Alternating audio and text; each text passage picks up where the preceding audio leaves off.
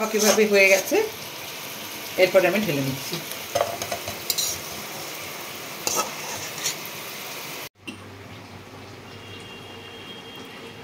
সুপ্রভাত বন্ধুরা, আমি সুতপা, আপনারা দেখছেন মিথিলিস কিচেন।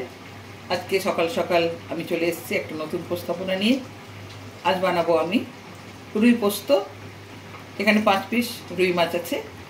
পেঁয়াজ বাটা আছে, ইনগ্রিডিয়েন্টস বলে দিই। পেঁয়াজ বাটা, পোস্ত বাটা, হলুদ, জিরে গুঁড়ো, লঙ্কার গুঁড়ো, নুন আর একটু গরম মশলা, অবশ্যই সরষের তেল।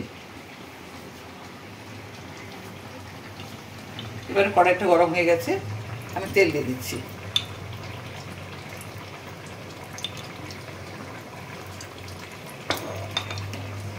প্রথমে মাছটাতে আমি একটু নুন মাখিয়ে নেব।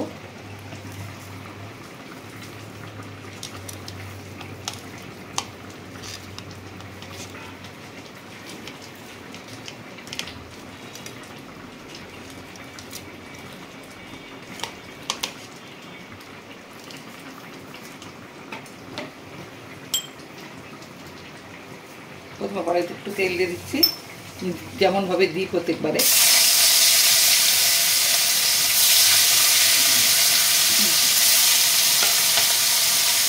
কড়া করে ভাজতে হবে, হালকা ভাজলে হবে না। একটু উল্টে দিচ্ছি।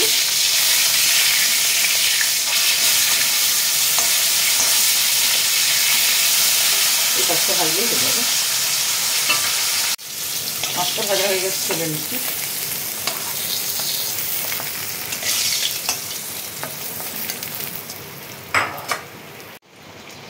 একটু হলুদ দিয়ে দিচ্ছি, তেলটা যাতে না ঠিকরে আসে গায়ে, সেই জন্য।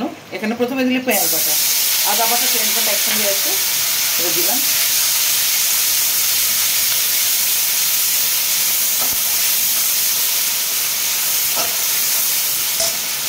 এরপরে তরকারিতে পরিমাণ মতো যেভাবে হলুদ দেয় সেইভাবেই দেবো।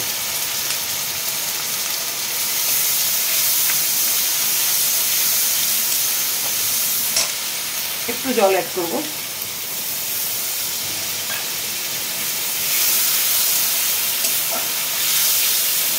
এরপরে দিচ্ছি জিরে গুঁড়ো,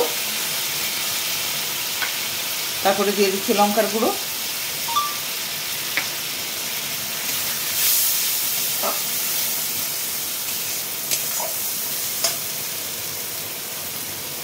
এরপরে তরকারিতে পরিমাণ মতো যতটা লবণ দরকার লবণটা দিয়ে দেবো।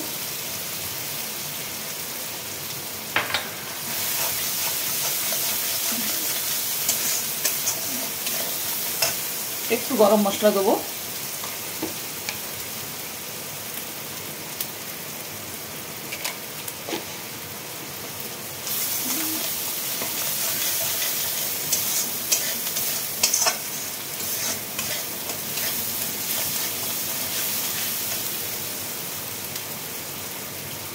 এরপরে আমি তরকারিতে জল দিয়ে দেবো।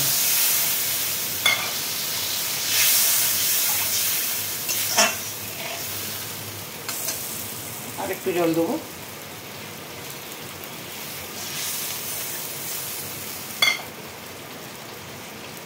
এরপরে দিচ্ছি পোস্ত বাটা।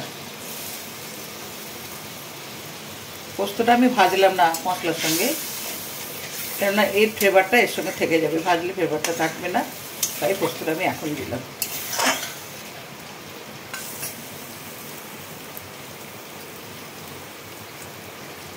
পোস্ত বাটা জলটা দিয়ে দেবো।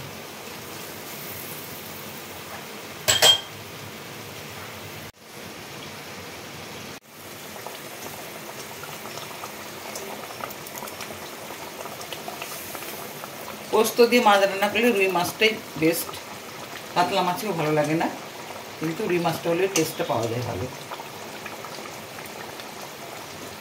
পাকাপাকিভাবে হয়ে গেছে, এরপরে আমি ঢেলে নিচ্ছি।